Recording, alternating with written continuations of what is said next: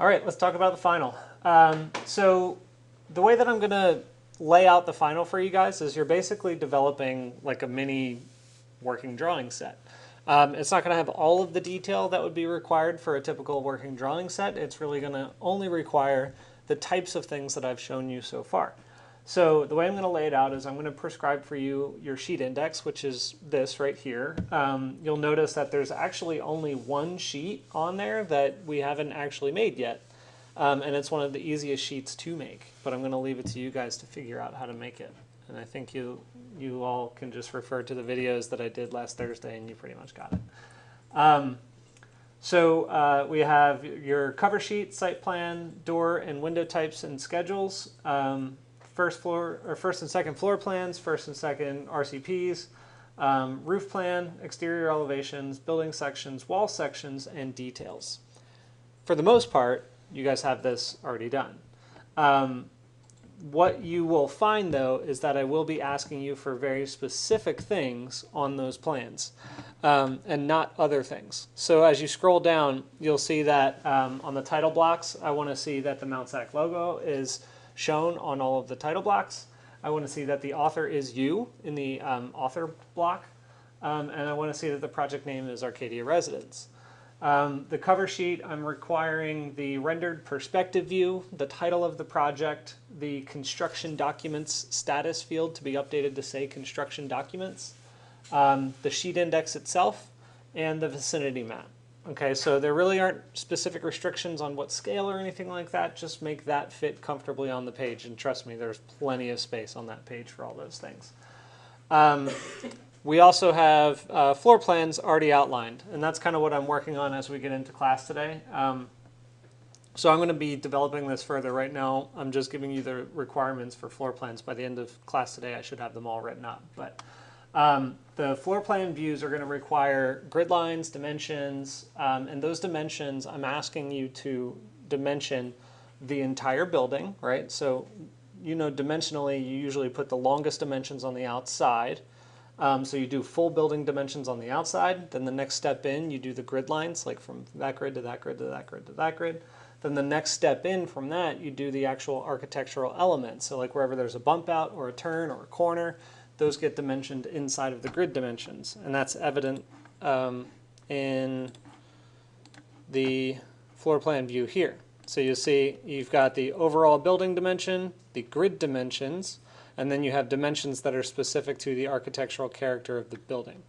Okay, so that's the hierarchy of dimensions that I'm asking you for. And then make sure that you're showing both interior and exterior. Okay, so on the interior ones, you don't dimension every little corner. You just dimension whatever's required to locate walls. So you need one dimension for each wall. Okay. I do want to see rooms and room tags, which you all have already. I want to see that the site plan is visible on your first floor plan only. Window, door tags, and your section views are all turned on. And I want to see that all 4 elevations are visible in your floor plan, which basically means, I keep going to Revit instead. The elevations, which are not shown in the second floor plan, they should be shown in the first. Oh, maybe they're shown on the site plan. Yeah, there you go. They're showing on the site plan here, but I want them on our first floor plan, okay? So I want all 4 of your elevations to show up. I want to see that all of the architectural elements are modeled, so that means columns and stuff that happens at the ground plane, all the bump outs that are happening around the exterior of the building, I want to see those. Equipment and interior casework, wherever there's countertops, make them show. The kitchen equipment, show that. If there are washers and dryers, they don't have to show perfectly. Just put a box in the plan, but I do want to see that. And then similarly, make sure you're showing bathroom fixtures. So those things are all preloaded into the Revit library, as you know, so you can pick one out of there. And then on the second floor, you will need to show the roof slope. So just like you saw in this floor plan, on the second floor, I want to see the slope of the roof going from one side to the other. So basically, what I'm asking you to do is emulate all of the simple annotation that you see in these plans. And I'm specifically not asking you for certain things. Like I don't need to see every keynote. In fact, I specifically asked you not to show keynotes at all. So do not show keynotes. But focus on everything else and just try to dimension it fully. Try to mark all of your windows and doors, and then show all of the kind of equipment that happens to be around the space, and you're going to be good to go from there. Okay, so that's basically all I'm asking you for on the floor plans. And when we get to when I get to outlining the other views, you'll have specific things for those as well. So, what questions do you have? What is a bump out? A bump out is like these things. Oh, okay. So that is a perfect example of a bump out.